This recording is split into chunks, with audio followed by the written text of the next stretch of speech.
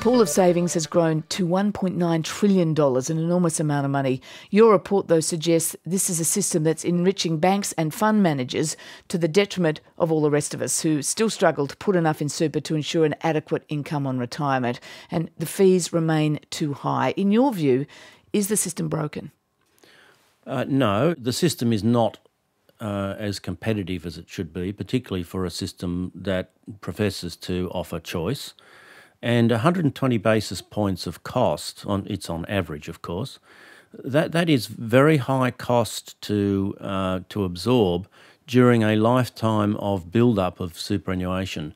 It makes an awful difference. Every basis point of reduction in that cost makes a huge difference to the end accumulation for a retiree.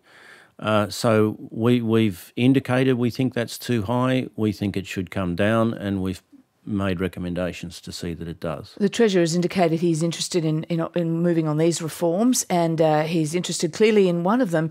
Well, you've called for a majority of independent directors on the boards of industry super funds.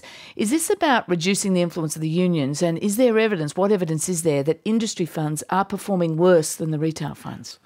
We've called for a majority of independent directors on all superannuation funds.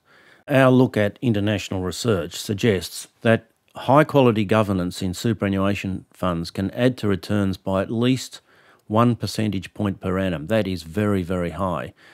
The incidence of influence in pension funds around the world from interests, be they employee interests or employer interests, has been one of the continuing poor features of governance in superannuation funds. How do the industry funds perform, though, in comparison? The point here is to have good governance. When you have an open offer system where the interest of the beneficiary is the only objective in an accumulation system, then there should be a majority of independent trustees, just as with other open offer structures such as public listed companies or managed investment schemes, we have a majority of independent directors.